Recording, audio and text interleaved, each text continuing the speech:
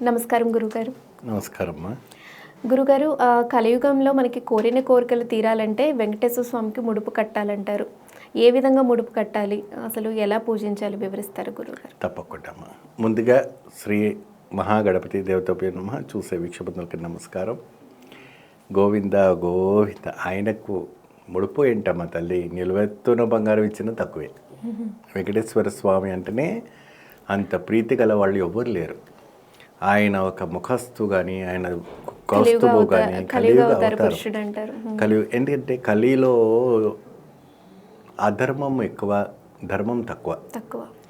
ఆ ధర్మతత్వాన్ని మనకు రావటం అన్నది చాలా తక్కువగా ఉంటుంది. కానీ సులభంగా మనము ఈజీగా భగవంతునితో మనం ఆస్వాదించుకోవచ్చు. అంటే వెంకటేశ్వర స్వామి కలియుగ ప్రత్యక్ష దైవము.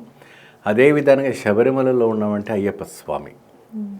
వీళ్ళంతా ఏంటంటే కలియుగంలో జనాల కోసం కోసం ఏది అవతారం ఎత్తినామంటే అవతార పురుషుడు వీళ్ళంతా కూడా. ఏమా ఒక్కొక్క యుగానికి ఒక్కొక్క అవతారం. అంతే త్రేత ద్వాపర యుగాలంతా కూడా రాముడు కృష్ణుడు ఈ రకంగా రావటం అనేది జరుగుతుంది. అంతకుముందు యుగాలు అంతా కూడా ఏంటంటే రకరకాలమైనటువంటి అవతారాలు ఎత్తుకుంటూ వచ్చారు. సో కలియుగంలో ప్రత్యక్షంగా వెంకటేశ్వర స్వామి అంటే కలికి అవతారం కూడా ఎత్తబోతున్నారంట. అంటే కలియుగ అంతంలో అది జరిగేది అవసరం. కాబట్టి ఈ ఒక ప్రభావం ఎటువంటి ప్రభావం ఉంటుంది అంటే, ముడుపు వచ్చేసి 7 వారాల శనివారం నాడు స్వామివారికి 7 శనివారాలు వ్రతం ఉండాలి. ఎటువంటి వ్రతం అంటే పొంగల్. మంచిగా ఆ రోజు ఉపవాసము తలస్నానం చేసుకొని బ్రహ్మచర్యం పాటించి భార్య భర్తలు ఎల్లో కలర్ శారీ కట్టుకోవాలి.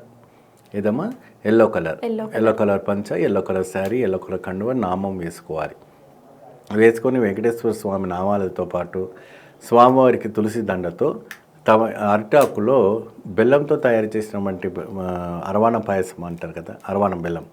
ఆ బెల్లం పెట్టి దాంట్లో మన బియ్యపిండితో తయారు చేసినటువంటి దీపకుందులు ఉంటాయి. దాంట్లో పెట్టేసి చుట్టూ గారెలు, చుట్టూ అట్టిపండు పెట్టి మధ్యలో ఆవు నెయ్యి పెట్టి దీపారాధన చేస్తారు. అది వెంకటేశ్వర స్వామి చాలా ఇష్టమైనటువంటి పదార్థం. ఆయన ఎక్కడున్నా కూడా వచ్చి ఆ పదార్థాన్ని సూక్ష్మ రూపంగా స్వీకరిస్తారు. అంటే చీమ రూపంగా వచ్చి ఏదో రూపంగా స్వీకరిస్తారు. ఈ 7 వారాలు చేసిన తర్వాత ముడుపు కట్టడం ఎప్పుడైనా మీకు 11 రూపాయలు ఉందనుకోండి, 101 రూపాయలు ఉందనుకోండి, లేదంటే 1000 రూపాయలు ఉందండి, 1,00,000 రూపాయలు ఉందనుకోండి.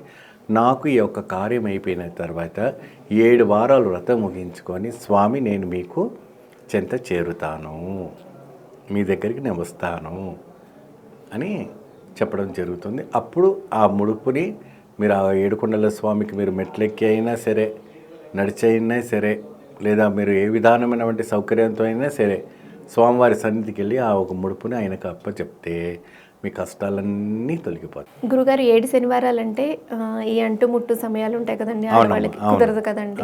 మరి మధ్యలో గ్యాప్, ఇప్పుడు 5 వారాలు 3 వారాలు చేసినప్పుడు అయితే ఒక వారం గ్యాప్ వచ్చింది అనుకోండి, తర్వాత వారానికి ఇది యాడ్ అవుతుంది తప్ప మైనస్ అవ్వదమ్మా.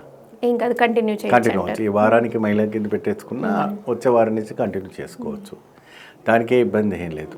దానికంటే భగవంతుడు ఎప్పుడు కూడా కోపం పడడమ్మా. మనమే కోపడతాం భగవంతుడు. ఏంటి పూజలు చేసినా మాకు ఇంకా కరుణిస్తలేవు అంటాం. ఆయన ఎప్పుడు శాంతంగానే ఉంటాడు, నవ్వుతూ ఉంటాడు, ఇదిగా ఉంటాడు. ప్రతి చీమ మనసులో కూడా ఏముందని కూడాను భూతద్దం పెట్టి వింటాడట ఆయన. ఎవరు? మన పెరుమాళ్. అంతటి మహోత్తరుడు, పుణ్యపురుషుడు మన కలియుగ దైవ వెంకటేశ్వర. మరొక సందేహం గురుగారు, అంటే ఈ 7 శనివారాలు పూజ చేస్తారు కదా, ముడుపు కడతారు అంటే అంతే త్వరగా స్వామివారి సన్నిధికి వెళ్ళలేకపోవచ్చు, సమయం పట్టొచ్చు, ఏం కాదా గురుగారు? ఆలస్యమైన వెళ్ళొచ్చు. ముడుపు మాత్రం చెల్లించడం అది దేవుడి దగ్గర ఉంచేసి వెళ్ళినప్పుడు, తిరుపతి వెళ్ళినప్పుడు మనం తీర్చుకోవచ్చు. చాలా చక్కగా వివరించారండి, ధన్యవాదాలు. గోవింద గోవింద. మరి మీకు ఇంకేమైనా సందేహాలు ఉంటే, గురువుగారిని అడిగి తెలుసుకోవాలనుకుంటే స్క్రోల్ అవుతున్న నెంబర్స్కి కాల్ చేయండి, గురువుగారిని అడిగి తెలుసుకోండి. అలాగే మా ఛానల్ని సబ్స్క్రైబ్ చేసుకోండి. కామెంట్ రూపంలో కూడా మీకు ఏమైనా సందేహాలు ఉంటే మమ్మల్ని అడగొచ్చండి.